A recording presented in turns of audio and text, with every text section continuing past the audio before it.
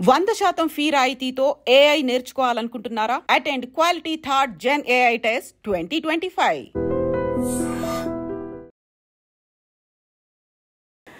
నమస్తే, welcome to I dream inside politics with కవిత.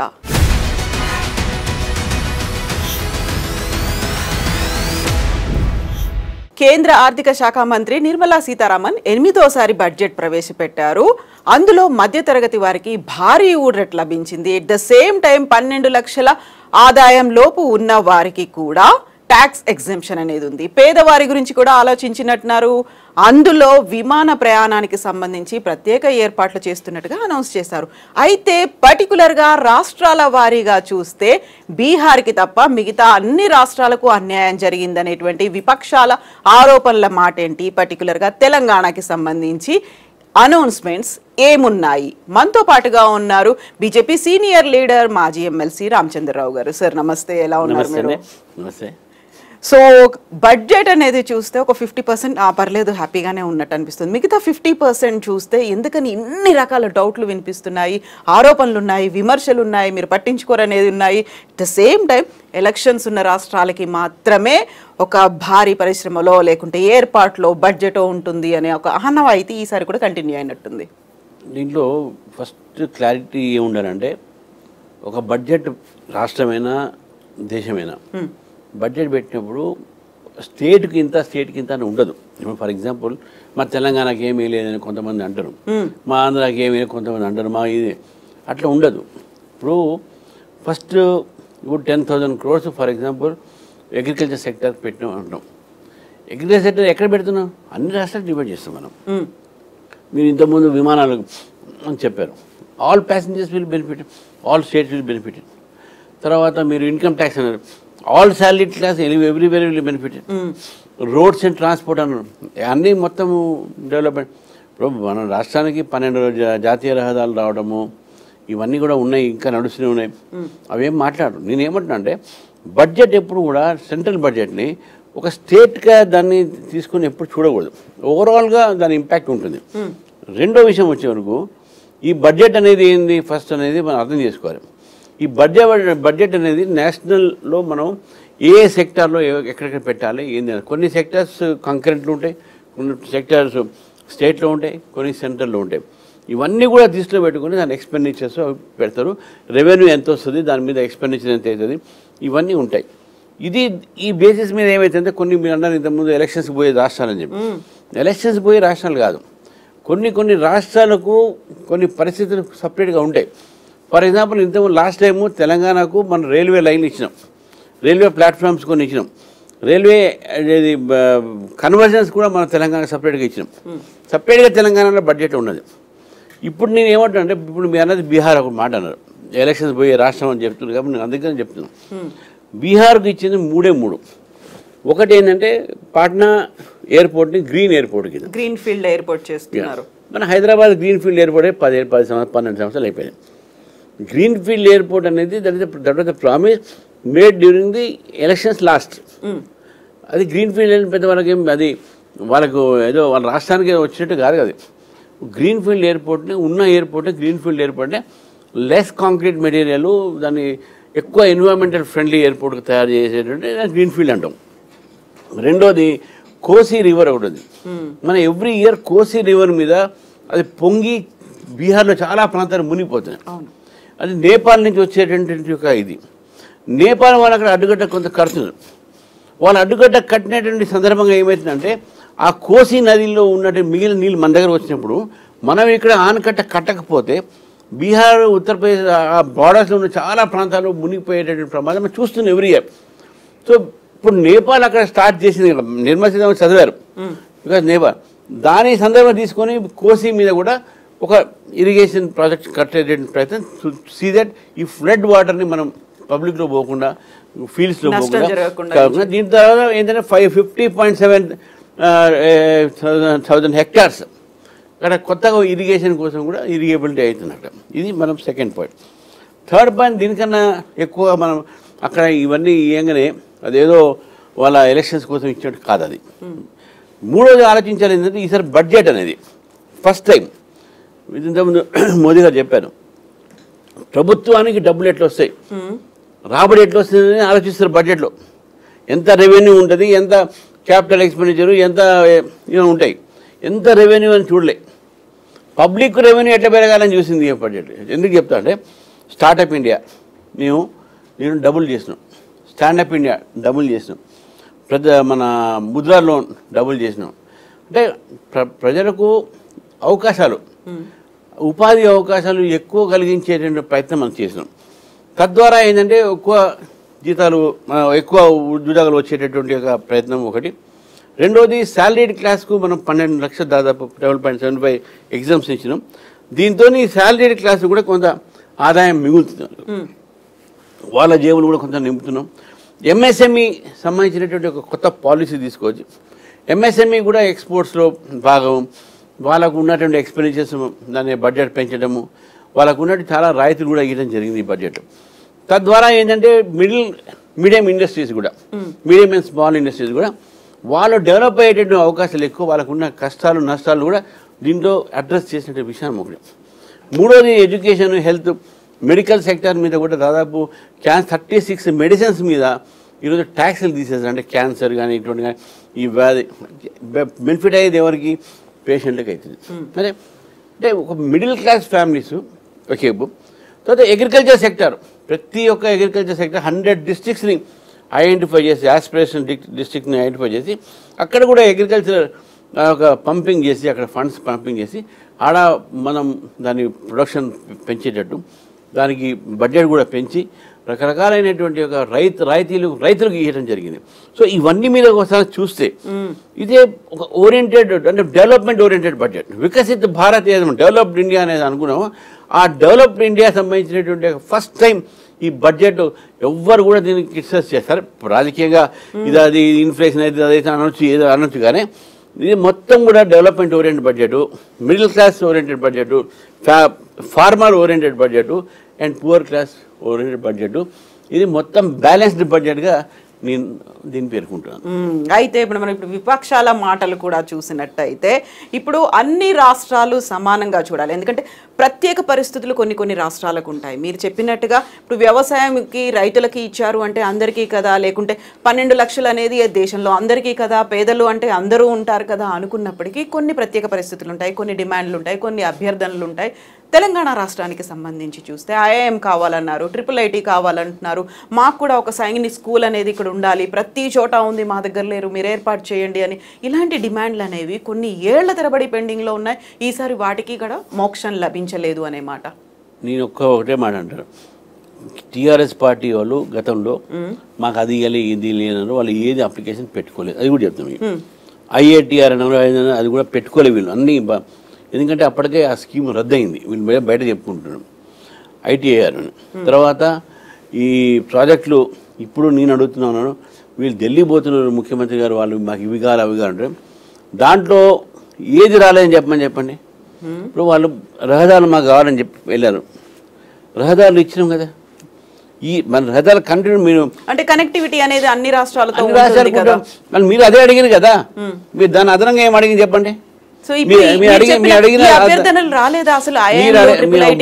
అదనంగా అడిగినటువంటి విషయాలు ఇప్పుడు IITs అన్నారు, IITs లో సీట్లు పెంచినాము, ఎక్స్ట్రా అందరూ ఉన్నాయి కాబట్టి సీట్లు, ఆ సీట్లు పెంచితే మన తెలంగాణ కూడా పెంచినట్టే కదా. IITs లో మేము సీట్లు పెంచినాం, ఇచ్చినాం. గతంలో ఎయిమ్స్ అడిగినారు, ఎయిమ్స్ ఇచ్చినాం కదా మేము. మన కాజీపేటలో కోచ్ ఫ్యాక్టరీ, సరే కోచ్ ఫ్యాక్టరీ అంత రాకుండా ఓవరాల్ ప్రాజెక్ట్ తీసుకొచ్చినాం కదా. మీరు ఎక్కడ ఏది రాలి చెప్పండి. మీరు అడగడానికి అవసరం లేదు, మా బాధ్యతగా మేము ఇస్తున్నాం. కాకపోతే మీరు ప్రజలకు అబద్ధాలు చెప్తున్నాం, ప్రజలను తప్పుదారి పట్టిస్తున్నారు. భారతీయ జనతా పార్టీ ప్రభుత్వము అన్ని రాష్ట్రాలని మేము సమానంగా చూస్తాము. అందుకని సబ్కా సాత్ సబ్కా వికాస్, అందరిని కలుపుకోపోవాలి, ఏది తక్కువ ఏది ఎక్కువ కాదు. ఇంత క్రిటిసిజం చేసినప్పుడు కూడా నేను చెప్తాను, ఈరోజు చంద్రబాబు నాయుడు గారు వారు ఎన్ని వాళ్ళకు రైల్వే ప్రాజెక్ట్ అన్నారు, రైల్వే అది హెడ్ క్వార్టర్స్ అన్నారు, విశాఖపట్నం హెడ్ క్వార్టర్స్ ఏమన్నారు, అయింది కదా. ఇక్కడ తెలంగాణలో వీళ్ళు అడిగింది మాకు రైల్వే మన డ్రై పోర్ట్ కావాలన్నారు, డ్రై పోర్టు కేంద్ర ప్రభుత్వం పర్మిషన్ ఇచ్చింది కదా. తెలంగాణలో మాకు ఈ రహదారులు కావాలని చెప్పారు, ఈ రహదారులు వచ్చినాయి కదా. మీరు చెప్పండి ఎక్కడ ఇప్పుడు ఐటీఐ అది కూడా నేను క్లియర్ చేస్తున్నాను ఇప్పుడు కూడా. వాళ్ళు దానికి కావాల్సిన 5 ఎకరాలు 10 ఎకరాలకు అవసరం లేదు. తెలంగాణ ప్రభుత్వం వాళ్ళ స్వార్థం కోసం రియల్ ఎస్టేట్ కోసం 200 ఎకరాలు వాళ్ళు అలాట్మెంట్ చేస్తే అక్కడ ప్రభుత్వం ఏమని ఇంత మాకు అవసరం లేదు.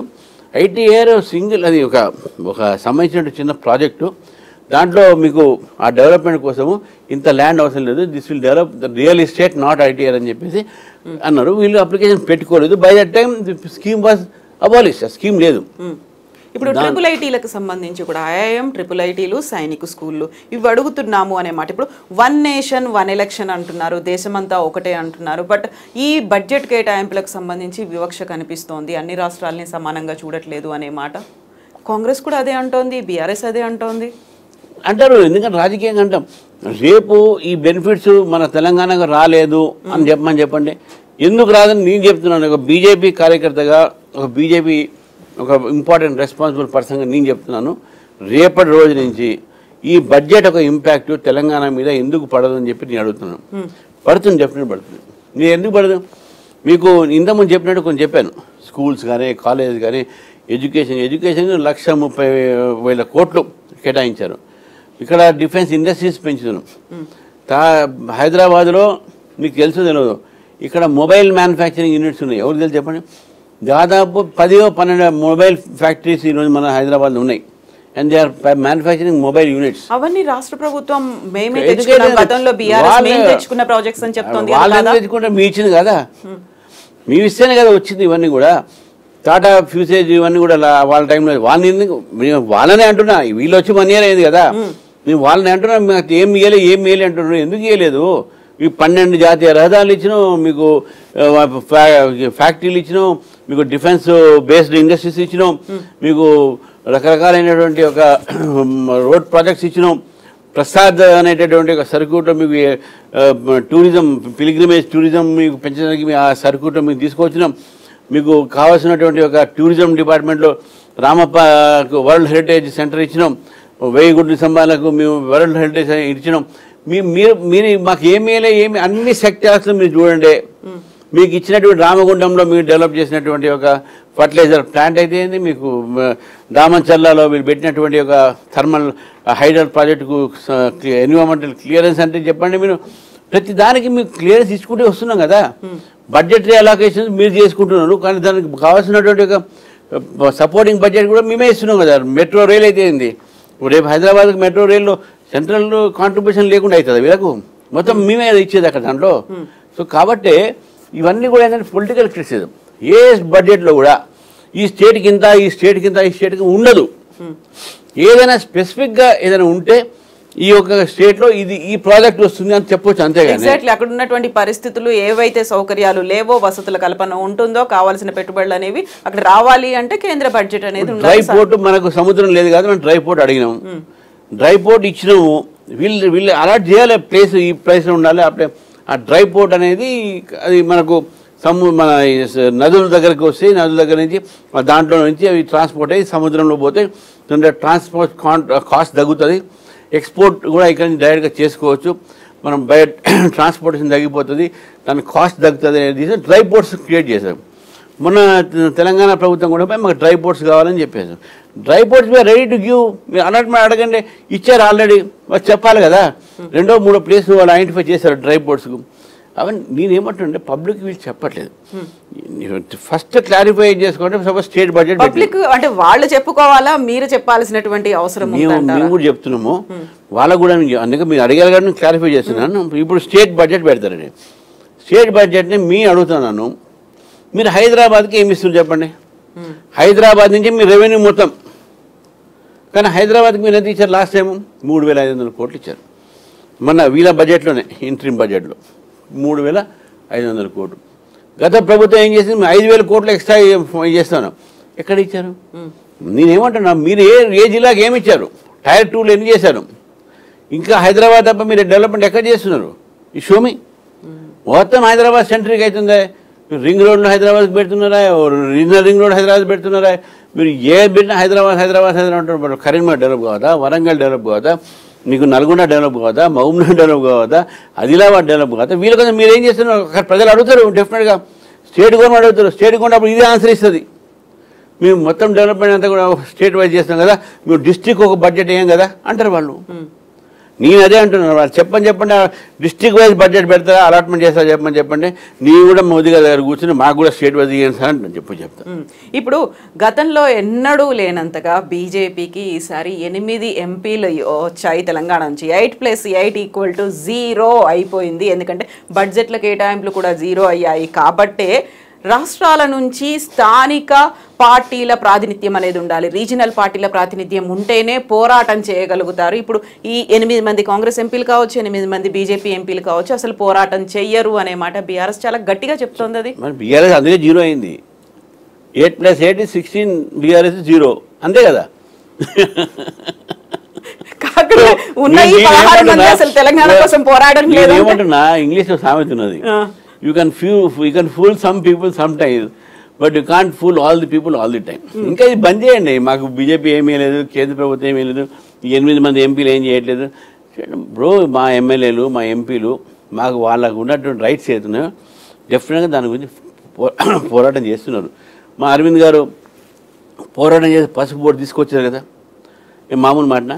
కరే బండి సంజయ్ గారు పోరాటం చేసి ఒక రైల్వే లైన్ తర్వాత రామగుండం తీసుకొచ్చాడు కదా. మా సంజయ్ మా కిషన్ రెడ్డి గారు ఫైట్ చేసి state of art railway stations, తర్వాత మెట్రో ఎక్స్టెన్షన్స్, మన రైల్వే సికింద్రాబాద్ రైల్వే 1000 crores ఈరోజు డెవలప్మెంట్, చెర్లపల్లి రైల్వే స్టేషన్స్ ఇవన్నీ చూసుకుంటే నాట్ ఓన్లీ ఇవన్నీ ఇది కొన్ని ప్రాజెక్టులు, నేను చాలా ప్రాజెక్టులు తెలంగాణకు సంబంధించిన మోదీ గారు వచ్చి ఇక్కడ ఇనాగ్రేట్ చేసిన సందర్భం చెప్తా ఉన్నాను.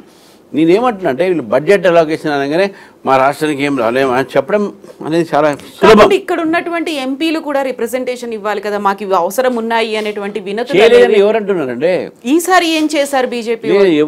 నేను అది ఇంకోటి చెప్తాను, ఎవ్రీ ఫైనాన్స్ ఇయర్లో బడ్జెట్ రాకముందు మొత్తం ఫైనాన్స్ మినిస్ట్రీ అందరి దగ్గర నుంచి, స్టేక్ హోల్డర్స్ దగ్గర నుంచి ఒపీనియన్ తీసుకుంటారు. అది ఇండస్ట్రీస్ కావచ్చు, అది మా ఎడ్యుకేషనిస్ట్ కావచ్చు, బ్యాంకర్స్ కావచ్చు, అందరి దగ్గర ఒపీనియన్ తీసుకుంటారు. దాంట్లో కూడా ప్రతి ఒక్క ఎంపీ తన కాన్స్టిట్యున్సీకి సంబంధించినటువంటి తన ప్రాంతం సంబంధించిన దాంట్లో కూడా వాళ్ళు కూడా మా దగ్గర ఇవి లేవు, మా రైల్వే లైన్ కాలేదు, మాకు కన్వర్జన్స్ కాలేదు, మాకు ఇది లేదు, మాకు డిఫారెస్టేషన్ అయిపోయినాయి, దాన్ని అఫారెస్టేషన్ చేయించాలి, అట్లా అయితే అనుకుని డిమాండ్ పెడతారు. అవన్నీ కూడా ఫైనాన్స్ మినిస్ట్రీ స్క్రూటనైజ్ చేసి యాస్పిరేషనల్ డిస్ట్రిక్ట్స్ కూడా కొన్ని దాంట్లో ఉంటాయి, అంటే బ్యాక్వర్డ్ డిస్ట్రిక్ట్స్ దాన్ని యాస్పిరేట్ చేస్తుంది. వాళ్ళన్నింటినీ కూడా దృష్టిలో పెట్టుకొని ఈ యొక్క బడ్జెట్ తయారవుతుంది. ఆ బడ్జెట్లో అరవింద్ ఈ అప్లికేషన్ ఇచ్చిండో, రఘునందన్ అది ఇచ్చాడు, అది ఉండదు దాంట్లో, అవి చెప్పాల్సిన అవసరం లేదు, ఉండదు. ఎందుకంటే 542 మంది రాజ్యసభ, లోక్సభ 200 పైగా ఆ రాజ్యసభ, వీళ్ళందరూ కలిసి ఇచ్చినట్టు ప్రతి దాన్ని డిస్కస్ చేయరు కదా, అక్కడ వాళ్ళు ఐడెంటిఫై చేసేది. అందుకని చెప్పిన యాస్పిరేషనల్ డిస్ట్రిక్ట్స్ కూడా ఈరోజు 100 ఐడెంటిఫై చేసి ఎన్నో స్కీమ్స్ వాళ్ళకు వచ్చేటట్టు చేస్తున్నారు. ఇవన్నీ యాస్పిరేషనల్ డిస్ట్రిక్ట్స్ కూడా అక్కడ లోకల్ రిప్రజెంటేటివ్స్ వాళ్ళ ద్వారానే అవన్నీ కూడా దాన్ని ఐడెంటిఫై చేయడం జరిగింది. కాబట్టి ఏం చేయట్లేదు, వీళ్ళు ఏం చేయట్లేదు. ఇప్పుడు సీఎం పోతాడు 10 మంది తీసుకొని ఢిల్లీలో పోయి మేము అడుగుతున్నారు కదా, వాళ్ళు అడుగుతున్నప్పుడు కొన్ని చోట్ల రెస్పాన్స్ వాళ్ళే అంటున్నారు మంచిగా రెస్పాన్స్ వచ్చిందని చెప్పి. నితిన్ గడ్కరీ దగ్గర పోయినా, పీయూష్ గోయల్ దగ్గర పోయి వచ్చినా వాళ్ళు they are giving good response to them and they are వాళ్ళ మాట సాటిస్ఫై అవుతుంది. ఓన్లీ బడ్జెట్ వచ్చినప్పుడు అంటారు మాకు ఎదురాలేదు. నేను రేపు స్టేట్ బడ్జెట్లో కూడా నేను అడుగుతాను, మీరు మా హైదరాబాద్కి ఏమి ఇచ్చారు, మా నల్గొండకి ఇచ్చారు, మా మహబూబ్నగర్కి ఏమి ఇచ్చారు, మా రంగారెడ్డికి మేము అడుగుతాం, డెఫినెట్ అడుగుతాం. మీరు ఇవన్నీ అడగాల్సిన విషయాలు రేపు రాని అంటే స్టేట్ బడ్జెట్ అడుగుతాం, మా వాళ్ళని కూడా డిస్ట్రిక్ట్ వైజ్ బడ్జెట్ పెట్టమని చెప్పండి. అయితే రాష్ట్రాలకి సంబంధించి ఉన్నటువంటి ప్రత్యేక పరిస్థితులు కావచ్చు, వాటికి కేటాయింపులకు సంబంధించి జాతీయ పార్టీలకు అంతగా అవగాహన ఉండదు, ఫోకస్ కూడా పెట్టరు. కాబట్టి ప్రాంతీయ పార్టీలకే తెలుస్తుంది ఇక్కడ ఏం అవసరాలు ఉన్నాయి, ప్రజలు ఏం కోరుకుంటున్నారు, సమస్యలు ఏమున్నాయి, వాళ్ళ డిమాండ్స్ ఏమున్నాయి, వాటన్నిటి కోసమే పోరాటానికి ప్రాంతీయ పార్టీల అవసరం ఉంది అనే మాట. దీంతో పాటుగా నిన్ననే కేసీఆర్ కూడా ఒక మాట అన్నారు, నేను కొడితే మామూలుగా కొట్టాను, చాలా బలంగా కొడతాను, నేను మళ్ళీ వస్తున్నాను అనే ఒక మాట డైరెక్ట్గా. అంటే ఇవన్నీ ఎక్స్పెక్ట్ చేసే చెప్పారు ఆయన. అంటే ప్రజలు ఆయన ఆల్రెడీ కొట్టేశారు, ఇప్పుడు రేవంత్ రెడ్డిని కొడతారు, వాడు కాంగ్రెస్ని కొడతారు. BJP is next party to come to the power because people have hopes on BJP. నేను అది కూడా చెప్తున్నా. వీళ్ళు ఎన్ని తిట్టుకున్నా, ఎన్ని కొట్లాడుకున్నా, ఇవన్నీ వాళ్ళంతా పబ్లిక్లో డ్రామా. ఇది వాళ్ళు వీళ్ళని కొట్టరు, వీళ్ళు వాళ్ళని కొట్టరు, ఇద్దరు ఒకటే. నేనేమంటున్నా అంటే ఈరోజు ఇన్ని మాటలు మాట్లాడుతున్నారు కదా, రీజనల్ పార్టీ అని చెప్పేసి మీరు కుటుంబం పరిపాలన నాట్ ఓన్లీ నేను తెలంగాణ ఒకటే కాదు, నేను మొత్తం కంట్రీలో చెప్తున్నాను. ఈరోజు మీకు ఇంక్లూడింగ్ మమతా బెనర్జీ పెళ్లి కాలే పిల్లలు బట్ మేనలు ఉన్న వాళ్ళని తీసుకొచ్చి ఆ బెనర్జీని మొత్తం బెంగాల్ లూట్ చేస్తాను. మీరు ఎక్కడ తీసుకున్నా కూడా ఏ ఒక రీజనల్ పార్టీ అయినా సరే, మా ఎన్డీఏలో కొన్ని పార్ట్నర్స్ ఉన్నా కూడా మీకు కంట్రోల్ చేస్తున్నాం వాళ్ళని. మా దగ్గర ఎందుకు మాకు కొన్ని నియమాలు ఉంటాయి. కానీ మీకు నిన్న నేను తమిళనాడు పోయి వచ్చాను. స్టాలిన్ సీఎం వాళ్ళు దయానిధి మరణం ఇంకా స్టాలిన్ ఎంత ఒకటే ఫ్యామిలీ కదా మొత్తం. ఉదయనిధి ఇవన్నీ అంతా ఉన్నారు కదా అందరూ. ఏం చేస్తున్నారు వాళ్ళే నెక్స్ట్ వాళ్ళ కొడుకు ప్రైమ్ మినిస్టర్ ఎట్లా కావాలి, చీఫ్ మినిస్టర్ ఎట్లా కావాలి, నెక్స్ట్ వాళ్ళ ఫ్యామిలీలో ఎట్లా మళ్ళీ అధికారం రావాలి అనే ఆలోచన ఉంది. కాబట్టి వాళ్ళకు వేరే ఏముంటుంది రీజనల్ పార్టీకి ఆలోచన. అందుకనే ఇచ్చేది సెంటరే కదా, దానిలో మంది దోసేద్దాం, అన్నీ free, laptop free, TV free, free ఇది ఫ్రీ అని చెప్పి వీరంతా. కానీ ఒక జాతీయ పార్టీగా భారతీయ జనతా పార్టీ కాంగ్రెస్ గురించి చెప్పను, వీఆర్ రెస్పాన్సిబుల్ నేషనల్ పార్టీ. మేము పబ్లిక్ అమౌంట్ వేస్తుంది, పబ్లిక్ ఎక్స్చేకర్ మేము చాలా జాగ్రత్తగా ఎక్స్ప్లెయిన్ చేయాలి. మేము వాళ్ళని ఇర్రెస్పాన్సిబుల్ ఉండలేము. వాళ్ళు ఈరోజు నేను చెప్తా ఉన్నాను, వాళ్ళు 12,000 రూపాయలు రైతులకు ఫ్రీ ఇస్తామని చెప్పారు. కొన్ని రోజులు అయిపోయిన తర్వాత టీఆర్ఎస్ ప్రభుత్వం చేతులు ఎత్తేసింది మాత్రం కావట్లేదని మళ్ళీ ఎలక్షన్స్ వచ్చినప్పుడు పెంచారు. 10 లక్షల రూపాయలు దళిత బంధు అని చెప్పారు. ఏ స్కీమ్ ఇప్పటివరకు నడుస్తుంది చెప్పండి? మీ అధికారులు వచ్చేసారు, ఎవరు పైసలతో వచ్చారు? ప్రజల పైసలతో వచ్చారు. ప్రజల పైసలు. Regional party your behaviour is very irresponsible. National party అట్లా ఇర్రెస్పాన్సిబుల్ బిహేవ్ చేయదు. They see about the country's interest, they see about the state interest. అది మనం గుర్తుపెట్టుకోవాలి. Regional party I'm not against regional party. మా ఇండియాలో కూడా రీజనల్ పార్టీస్ ఉన్నాయి. We respect lot of leaders in regional party. Chandrababu Naidu garu మా పార్టీలో ఉన్నారు. ఆయన రెస్పాన్సిబుల్ లీడర్గా బిహేవ్ చేస్తే మేము ఫీల్ అవుతాం, మీకు మాతో ఉన్నాడు కాబట్టి. But we can't allow such irresponsible spending by them. లక్షల కోట్లతో మీరు ప్రాజెక్టులు ఎక్కడికి తీసుకొస్తారు? మళ్ళీ మా మీద చేస్తారు, మాకు సెంటర్ ఏమి వేయట్లేదు, మాకు సెంటర్ మీకు ఎవరు అనౌన్స్ చేయమన్నారు ప్రాజెక్టులు? మీకు రాబడి ఎంత ఉంది? ఇప్పుడు మన ఇంట్లో జస్ట్ సింపుల్ ఎకనామిక్స్ అనేది ఈ బడ్జెట్ ఇవన్నీ సింపుల్ కామన్ మ్యాన్ అర్థం చేసుకుని, నీకు జీతం ఎంత, నాకు 10,000 జీతం నెలకుంటే నేను 50,000 ఖర్చు పెట్టుకుంటే 40,000కి నేను ఏం చేయాలి? నా ఇల్లు అమ్ముకోవాలి, నా ఆస్తులు అమ్ముకోవాలి, తాకట్టు పెట్టుకోవాలి. నడపలేను, నేను ఇంటిని నడపలేను. ఈ రీజనల్ పార్టీ చేస్తున్నది ఇర్రెస్పాన్సిబుల్ ఫ్యామిలీ హెడ్గా బిహేవ్ చేస్తున్నారు. కాకపోతే ఇప్పుడు రీజనల్ పార్టీలు అనగానే ఇక్కడ ఉన్నటువంటి స్థానిక సమస్యలు ఫోకస్ అంతా ఇక్కడే ఉంటుంది. జాతీయ పార్టీలు అనేసరికి ఇక్కడ కొంచెం అక్కడ కొంచెం, ఎక్కడైతే ఎలక్షన్లు ఉన్నాయో అక్కడ, ఎక్కడైతే అవసరాలు ఉన్నాయో అక్కడ, ఎక్కడైతే ఎన్డీఏ మిత్రపక్షాలు ప్రెషర్ పెడుతున్నాయో అక్కడ అలా ఉంటుంది తప్ప ప్రాంతీయ పార్టీలు అలా ఆలోచించవు. ఈరోజు 30 రాష్ట్రాలు దాదాపు 21 రాష్ట్రం మేమే లీడ్ చేస్తున్నాండి. మేము అధికారం ఉన్నాము, బీజేపీని అధికారం ఉంది, బీజేపీ ఆర్ ఇట్స్ అలైస్. మేము రీజనల్ పార్టీ మాత్రం ఉన్నారు కదా, లేదని కాదు కదా. జరా regional party with north east అన్ని రీజనల్ పార్టీసే కదా. మరి వాళ్ళు ఎందుకు ఒకప్పుడు బీజేపీకి ఎంట్రీ లేకుండా నార్త్ ఈస్ట్లో, today we're ruling in all the seven sisters there. ఎట్లా వచ్చింది మాకు అక్కడ? మాకు లోకల్గా మాకు సపోర్ట్ వస్తుంది. మేము రీజనల్ ఆస్పిరేషన్స్ మేము పట్టుకున్నాం అక్కడ. They were neglected lot. ఈ రోజు కూడా టీఆర్ఎస్ పార్టీ లేకుంటే Congress party they are neglecting Telangana. TRS party neglected Telangana and uplifted his family. Congress party is uplifting their leaders and neglecting Telangana. But BJP will uplift the people of Telangana. BJP will make Telangana a golden Telangana. అది మా ఒక aim. వీళ్ళిద్దరు కూడా రూలింగ్లో fail అయ్యారు. 1 yearలో బదనామైంది Congress party. 10 సంవత్సరాలు ప్రజలు తిరస్కరించిన BRS party. మాకు అవకాశం ఇవ్వండి, మేము చూపెడుతూ ఏంటి అనేది. మీరు మా మీద చెప్పడం కాదు, మీరు మాకు ఏమీ లేదు మీరు చెప్తారు. రేపు బడ్జెట్ అయిపోతుంది కదా, అయితే వచ్చినప్పుడు డెఫినెట్గా మేము చెబుతాం మా బడ్జెట్తో ఏమైంది. ఇక్కడ ముద్రాలోను తెలంగాణలో మేము బిలీవ్ చేయరు. ఈరోజు తెలంగాణలో 48 లక్షల మంది 48 లక్షల మంది లాభార్థులు, beneficiaries of central schemes in Telangana. 48 లక్షల ఫ్యామిలీస్ అనేది అంటే 48 లక్షల ఫ్యామిలీస్ ఇంటూ 4 ఎంత చెప్పండి? దాదాపు మీకు 2 crores పాపులేషన్లో nearly 2 crores are getting the benefit of central government schemes. అయితే బీఆర్ఎస్ చెప్తున్న మాట అందులోనూ పర్టికులర్గా కేసీఆర్ చెప్తోంది 10 ఏళ్ల పాలన తర్వాత 1 సంవత్సరం పాలనలోనే ప్రజలంతా బీఆర్ఎస్ వైపే చూడడం మొదలుపెట్టారు, ఏం మిస్ అయ్యారో తెలుసుకున్నారు. కాబట్టి ఇప్పటిదాకా నేను సైలెంట్గా గుంబనంగా గంభీరంగా ఉన్నాను, బట్ ఇప్పుడు మాత్రం చాలా గట్టిగా కొడతాను, బలంగా కొట్టబోతున్నాను, నెక్స్ట్ మళ్ళీ మేమే రాబోతున్నాం అనేసరికి ఒక ఎలక్షన్ మూడ్ అనేది కూడా కనిపిస్తోంది కదా. ఇందులో బీజేపీ అంత స్ట్రాంగ్గా ఎలా చెప్పగలుగుతోంది నెక్స్ట్ మేమే వస్తామనే మాట? Public, Telangana public politically aware. ఇంకా ఈ సెంటిమెంట్ మాటలతోని, ఇంకా నేను ఇంతకుముందు చెప్పాను, you can't fool all the people all the time. మళ్ళీ నేను వచ్చేసాను, చలో ఆగా షేర్ ఆగా అన్నట్టు అట్లా ఉండదు ఇక్కడ. తెలంగాణ ప్రజలు అర్థం చేసుకున్నారు. మేము ఇప్పుడు కొద్దిగా ఏంటంటే మా సంస్థాగతులు అనే కొన్ని విషయాలు మా ప్రక్రియలో ఉన్నాం మేము. ఇంకా మాకు మొత్తం సెట్ అయిపోయింది కదా. ఇప్పుడు వారం 10 రోజుల్లో మాకు మొత్తం కంప్లీట్ అయిపోతుంది సంఘటన. అది చేస్తారు, ఎవరు చేస్తారు వాళ్ళ పార్టీ ఇస్తాం, అది ఇష్టం కాబట్టి అది నేను చెప్పను. బట్ డెఫినెట్గా పార్టీ రేపు ఇవన్నీ అయిన తర్వాత మళ్ళీ మా రూపమే ఉద్యమ రూపం ఉంటుంది. నేను ఒకటే మాట చెప్తున్నాను, బండి సంజయ్ గారు అధ్యక్షుడు జైలుకు పోయాడు, స్టూడెంట్స్ కోసం ఫైట్ చేశాడు, టీచర్స్ కోసం ఫైట్ చేశాడు. నేను ముఖ్యమంత్రి గారు ఏం చేసి చెప్పండి, ఎప్పుడైనా స్టేజ్ మీద తిట్టడమే కానీ రోడ్ల మీద వచ్చి ఎప్పుడైనా పోరాడేది బీజేపీ కార్యకర్తలు, బీజేపీ నాయకులు.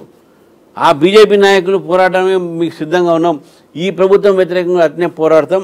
ఈ ప్రభుత్వం కూడా ఈరోజు ప్రజలకు వ్యతిరేకంగా పోతుంది కాబట్టి మొన్నడే ఒక బీఆర్ఎస్ ప్రభుత్వం కూడా మేము ప్రజల ముందు తీసుకుపోయి చైతన్యం చేసినాం. వీళ్ళు బీఆర్ఎస్ పార్టీ, కాంగ్రెస్ పార్టీ ఎప్పుడు చేయలే, కాంగ్రెస్ బీఆర్ఎస్ ఎప్పుడు కలిసే ఉండే. కానీ మేము చెప్తా ఉన్నాం, ఈరోజు ప్రజల ఉద్యమం బీజేపీ స్టార్ట్ చేస్తుంది.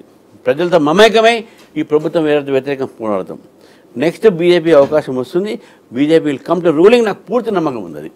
సో ఇంకో క్వశ్చన్, మీరు ఈ బడ్జెట్ కేటాయింపులకు సంబంధించి రాష్ట్ర ప్రభుత్వం నుంచి అభ్యర్థనలు ఏమొచ్చాయి, వస్తే మేము ఎందుకు ఇవ్వము అనే మాట మీరు అన్నారు. ఒక అభ్యర్థన వెరీ రీసెంట్గా వచ్చింది పద్మ అవార్డులకు సంబంధించి, దాన్ని ఎందుకు అసలు పట్టించుకోలేదు? అదే కేంద్ర మంత్రి మేము బరాబర్ గద్దరికి పద్మ అవార్డు ఇవ్వము. కేంద్ర ప్రభుత్వానికి సంబంధం ఉండదు, నేను చెప్తా, దాని గురించి చెప్తా. ఒక హోమ్ మినిస్ట్రీ కింద ఒక కమిటీ ఉంటుంది, వాళ్ళు ఏం చేస్తారంటే ఇవన్నీ కూడా ఒక స్క్రూటనైజ్ చేస్తాయి. ఇప్పుడు ఆయన కూడా హోం మంత్రియే కదా, హోంశాఖ సహాయ మంత్రియే కదా. ఆయన ఆయన ఆయన అంతా ఆయన అనలేదు, ఒక మాట గుర్తుపెట్టుకోవాలి. ఆయన ఒక రిపోర్టర్ అడిగిండు, మీరు ఫలానా వాళ్ళకి ఇచ్చారు, ఈయనకి ఎందుకు ఇవ్వలేదు? అట్లా ఆ క్వశ్చన్. ఇప్పుడు ఈయనకి ఎందుకు ఇవ్వలేదు అంటే వేరే మాట ఉంటుండే. మీరు ఫలానా వాళ్ళకి ఇచ్చారు, ఫలానాకి ఎందుకు ఇవ్వలేదు అని అడిగిన క్వశ్చన్. మీరు రీల్ చూస్తే మీకు తెలుస్తుంది. ఒక క్వశ్చన్ అడిగినప్పుడు ఆయన దానికి ఆన్సర్ ఇచ్చారు. కానీ ఇష్యూ అది కాదు. మనం ఫస్ట్ ఏంటంటే ప్రజలకు కూడా తెలవాల్సింది ఏంటంటే పద్మ అవార్డ్స్ అని కూడా ఒక కమిటీ ఉంటుంది. ముందు దానికి అవార్డుకు మనం అప్లికేషన్ పెట్టుకుంటాం, దానికి సపోర్టింగ్ డాక్యుమెంట్స్ పెడతాం, దానికి రికమెండేషన్ పెడతాం. ఇదంతా అయిపోయిన తర్వాత ఆ కమిటీ ఏం చేస్తుందంటే దానికి ప్రధానమంత్రికి, లోకల్ మినిస్టర్స్కి ఏవో సంబంధం. ఆ కమిటీ ఏం చేసిన ఆ పేర్లన్నీ కూడా షార్ట్ లిస్ట్ చేస్తుంది. ఆ షార్ట్ లిస్ట్ చేసిన తర్వాత ఆ పేర్ల మీద ఎంక్వైరీ అవుతుంది. పేర్ల మీద ఎంక్వైరీ అయితే మీరు మిమ్మల్ని అడగవచ్చు, అంటే మీకు రామచంద్ర గారు తెలుసా, మీ జర్నలిస్ట్ గారు అడుగుతున్నాడు, ఎవరో ఏజెన్సీ అంటే ఇట్లా ఎట్లున్నాడు, మంచోడేనంటే మంచోడండి అంటే మన ఆయన ఏదైనా గవర్నమెంట్లో ఏదైనా పోస్ట్ ఇస్తే ఏదైనా సరిగ్గా చేస్తాడా, లేకుంటే అట్లా వద్దులే ఆయన మంచోడు కాదు, అట్లా చూసుకుంటే కష్టం, కానీ మంచిగా మంచోడు కానీ ఆయన కెపాసిటీస్ ఏం లేవని మీరు అంటారు. కథం నాకు రాదు. అట్లా నేను దానికి నీకు చెప్తాను చేయండి. ఇప్పుడు వెంకటరెడ్డి గారని కనకారెడ్డి గారి బ్రదర్ ఎమ్మెల్యే, టీఆర్ఎస్ ఉండే, ఆయన బ్రదరు ఆర్గానిక్ ఫార్మింగ్ చేస్తాడు, గ్రేప్స్. మీరు ఎప్పుడు తెప్పించుకుని చాలా బాగా ఆయనకి ఇచ్చారు. వనం రామయ్య ఖమ్మం, ఆయనకి ఎవరు తెలుసు తెలియదు. తర్వాత బొల్లి మధ్యలో వచ్చి దానికి ఏదో ఒక ముస్లిం డాక్టరు, ఇరానీ డాక్టరు, దాని మందు కనుక్కున్నాడు, ఆయనకి ఇచ్చారు. మీరు మొత్తం ఈ ఒక్కసారి ఒకరికో ఏదో కొద్దిగా పొలిటికల్ ఓవర్ టోన్స్ ఉన్నంత మాత్రాన ఇంత పెద్ద దానికి ముఖ్యమంత్రి గారు వచ్చి ప్రెస్ కాన్ఫరెన్స్ పెట్టాల్సిన అవసరం ఏమని బండి సంజయ్ గారు అనొద్దు, ముఖ్యమంత్రిని అడగాలి. నువ్వు ఇచ్చిన వాళ్ళ అని వాళ్ళు చెప్పిన వాళ్ళకి ఇయ్యాలని ఏం లేదు కదా, అది కమిటీ చూసుకుంటుంది. నువ్వు ప్రభుత్వం మీద ఎట్లా అంటావు? మీకు హోమ్ మినిస్టర్ కానీ గవర్నమెంట్ ఆఫ్ ఇండియా కానీ రికమెండ్ చేయదు. గతంలో కాంగ్రెస్ ఉన్నప్పుడు అమ్ముకున్నారు పద్మశ్రీ, అది వేరే మాట. కానీ ఈ ప్రభుత్వం వచ్చిన తర్వాత ఇవన్నీ ఏం లేవు, నో రికమెండేషన్, నథింగ్. ఎంత పెద్ద రికమెండేషన్ పెట్టినా అక్కడ ఇయ్యరు. ప్రభుత్వం కూడా రికమెండ్ చేసింది కదా వీళ్ళకి ఇవ్వండి అని. ప్రభుత్వం అదే నేను అంటున్నాను, రికమెండ్ చేసినటువంటి క్యాండిడేట్లను ఇవ్వాలని ఏం లేదు కదా. ఇప్పుడు నా పేరు రికమెండ్ చేసేంత మాత్రం నాకు ఇవ్వాలని ఏం లేదు. నేను ఏమంటున్నానంటే రికమెండ్ చేసేది రిజెక్ట్ చేసేది ప్రభుత్వం కాదు, ఆ కమిటీ రిజెక్ట్ చేస్తుంది. పద్మ కమిటీ ఒకటి ఉంటుంది, దాని విభూషణ ఎవరికి ఇవ్వాలి, భూషణ ఎవరికి ఇవ్వాలి, పద్మశ్రీ ఎవరికి ఇవ్వాలి, ఆ కమిటీ ఉంటుంది. దానికి గవర్నమెంట్కు ఎవ్వరు సంబంధం ఉండదు. అయితే ఇది ఇక్కడ సంజయ్ గారు మాట్లాడిన మాట ఏంటంటే ఒక పత్రికా విలేకరులు అడిగినటువంటి దానికి సమాధానం చెప్పాడు.